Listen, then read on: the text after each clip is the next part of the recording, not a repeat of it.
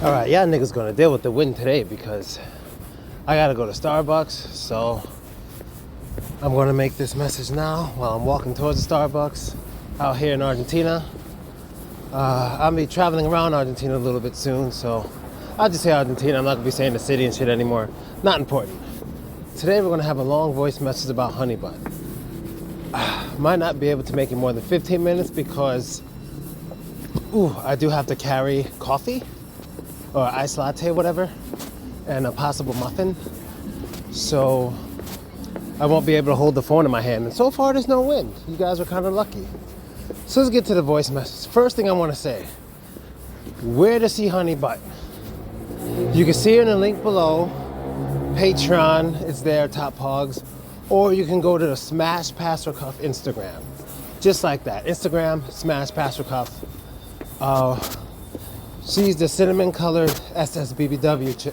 Well, see, that's where we're going to start this video, because one thing is so frustrating about this business little is that I don't know what's considered BBW and SSBBW on an internet standard.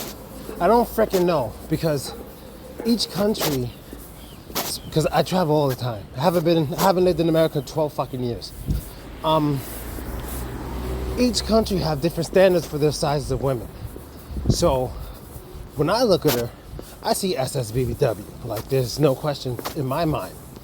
But when I put SSBBW or some videos I have with her, people are like, she's not even that big. You guys go look, let me know. I think you can see better content on the Instagram, the Smash Pastor Cuff, because there's more of her, and on the Patreon, most of it's like paid content. So you in the comments can let me know, whatever. So let's go. So Honeybutt is definitely a special character, a special girl. She's big. She's a big girl. She got some stomach, but her ass is just huge. So like, even if she lost like 100 pounds, she'd still have a huge ass. Like, that ass isn't going anywhere. The first time I saw her was maybe 2 years ago, and I don't really remember what I thought at first. Like, should I work with her, not work with her? I wasn't looking to work with women like that. I really wasn't. And even though you'd think I'd learn, because I used to work with Flex Moon, and she was that size, but a little shorter and white, I would have jumped on it. But I didn't, because she's just so big. And I want to get into this too, like how traveling has changed my perspective on women. Like, when I lived in the States, you know, I liked like the size of booty way more than I do now. Like, the size of the booty meant everything. Like, she could have had ugly face, saggy tits. Oh no, I can't deal with that. I learned my lesson when I was 20. When I first lost my virginity, same year, I couldn't deal with saggy tits. Those bother me. I don't care how big they are. It bothers me. And I would guess most fat women have saggy tits themselves, so that makes it even worse. I much prefer like petite, in shape, perky, 100,000,000%. Like cute lips. If you see my videos with cute lips, you know, she's petite model. Her figure just, dynamically beautiful. Anyway, keep it moving. I can't deal with that, but I just wanted like the huge booty, like huge. I didn't really care too much about the girl. I just wanted a huge booty. And that's how I felt in the States. I thought I would only enjoy, you know, being with a girl like that. Even though my first girlfriend was thin and very curvy, but thin, athletic, super girl, super bubble butt. I put some pictures up. I made a video or two up here. Put some throwback videos up here of me and her. I did it not long ago. She's the one who's like, she's kind of spinning in circles and walking down the street. She's wearing like tight black pants. She was from Ukraine. She was the first girl I ever had, and she was super amazing. But even when I had her, I was still dying for like a big fucking crazy booty. So I don't think I had that in the States. I don't think I ran into it. I would say the first time I actually had a girl built like that with a really big ass, and it was Russia. Only thing is, she was real, dude, holy shit. I'll never forget this. But the problem is, she's not a BBW. She just had a monstrously huge ass. And she was a little chubby, but just had a monstrously huge ass. Like monster. And the crazy thing about it was she had a best friend who was way more like in shape and more like stereotypically sexy kind of thing, with a crazy booty. And both these girls were Russian. Like, I got hard just looking at their pictures. Like, before I met them, I ended up getting the one who wasn't so pretty with just a monster, huge booty, which was fun. It was nice, but she wasn't big everywhere else. You know what I mean? But she, in Russia, I guess she's a BBW. That was my first experience, and I loved it. But I guess it just kind of bothered me long term that she wasn't so pretty, because she wasn't ugly, she just wasn't so pretty. Her friend was gorgeous. Like, whoever married her, dude, wow. Like, wow. Her friend was just to die for all around, just unbelievable. But I think even at the time, because I was so into booty back then, I probably preferred the one I had, because her booty was just monster. Just fucking monster. I'll never forget her. Because I'd write her once a year, like, hey, you need some money, do some modeling. But you know, she's like, what, 33 now? She ain't trying to do none of that shit. But anyway, moving on. So that's all I was really into at the time. Hold on, I gotta search, see where Starbucks is. I'm walking so much.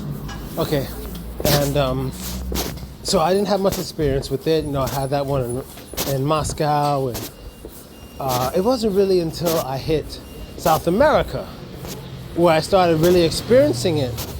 And tried it a few times here and there. You know, I made some adult videos. Who's that? BBW. I would say Eve is one. I made 3 videos with her. But see, some people don't even consider her BBW, but she's big. But you see, once I got to South America, I already been in Russia for like 9 years. I've been in Asia for like a year and a half. So it changed what I was into. You know, Russia was the first place that really got me into thin girls who were flexible. And then Asia just got me into cute petite women in general, like small shoulders, good hygiene and stuff. So my lust for just like huge booty really started to die down. Even though it was doing good in business with Full X Moon, it just really started to die down. It wasn't really my thing anymore. It's not something I was really looking for. Like, I don't know, it just wasn't. So now to her. So when I first saw her like 2 years ago when I was in her city, and I'm gonna tell you this right now, anyone can see this girl. Some of you might even know her. Like, her job, let's say she hands out flyers, right? And the place where she hands out flyers, she's there every fucking day handing out flyers. I'm sure that's why I got comments here moderated, and anyone who leaves a comment gotta look at it first. So I'm sure a lot of people recognize her. And a lot of people like her. Like, she's popular. She makes me good money just from the content we make. But she's very well known from people who travel to her place, right? To her area. Shit, I got lost. Hold on, let me get away from the street.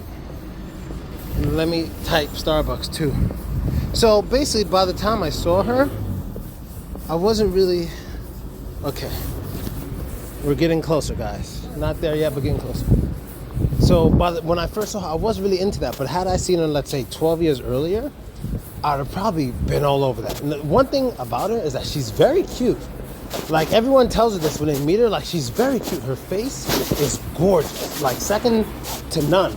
Forget her size. Just any girl her size is probably not going to be as pretty as her. Like, she has a gorgeous face. Long, dark, natural hair, like the type girls would buy. Like, she's well put together in the face. If she lost weight, she could actually be like a fucking model or something. Like, she's gorgeous, but she's just huge. She's fucking huge. So anyway, I saw her, and she talks to me a lot, and I talk to her. She's like, hey, take my flyer. You know, we have a bar over here. You should come get some drinks with me or something. Well, I know, I'll think about it. She speaks some English. We joke and laugh a lot. I guess it took me like a year and a holy shit. It took me like a year and a half to finally one day just say, hey, you know, I got this business going. I want to do some, holy shit, this woman got a fat ass. I want to do some videos with you And she's like, okay, whatever. She didn't even give a fuck. She was like, I'm with it. Let's just have some fun. Like, she's adventurous. So we did it and stuff. And the response from like Instagram and Patreon was huge. Like, just go to the Instagram Smash Pastor Cuff. Her posts have the most likes. Her posts have the most likes. That shit is no AI. That shit is her. Because we got videos together too, you know? So just, it was big. And I was like, damn, they like her like they like Philko Moon. So I filmed with him maybe just 4 or 5 days, but here's the truth. And I kind of knew this because even when I was watching Philko Moon's content, like, I was able to watch her content, even watch it like myself. You know what I mean? Like in private, giggity. But I just knew some reason in real life, I might not be able to do it. Like, I had that issue. Like, there's certain things I can watch and enjoy, but when it comes down to actually doing it, I probably wouldn't like it. You know what I mean? So if I was, like, and that's the best example I can give. Like, I could watch an SSBBW getting pounded, and I'm like, damn, that shit looks hot. But, like, when I'm really next to, like, a woman of that size, and, like, I feel it, yeah, the butt feels nice, but then everything else on the body just makes you go, wow, like, I can't do it. You know, especially if they have a scent, which she didn't, luckily, because I assume big girls would have more of a smell, more of a body, more of an odor you'd have, I'd guess. But she didn't, luckily. So when it came down to it, one day we decided, and I didn't film because I didn't know if I'd be able to do it, and I was and wasn't able to. So we filmed, we didn't film, we smashed one day. Am I walking the right way? No, I should keep going this way, then make a left. We smashed one day. Didn't go bad, but definitely didn't go good because she had the nerve to turn around. As soon as she turned around, I was like, it just ruined everything. It just ruined everything, man. It just ruined it. Now it's like, I can't even, you know, get excited again. I'm not comfortable with someone of that size on top of me. And I know these things. So my problem with this is, let's say if she does really want to get into the business big time, I'm going to have to take some pills or something. Might need to have a shot of E&J or some shit and just get it done. But it is hard for me to smash a woman of that size. It's hard. But I managed to do my thing. I was like, look, just turn around and stay there. Don't move. And that worked. But any other people, like on top of me or something, because like, if you watch my videos, I have 2 major series. I have the thick, I have the thick and the cuties. Thick girls, it's just about the booty really. So a lot of them, maybe they're not so pretty.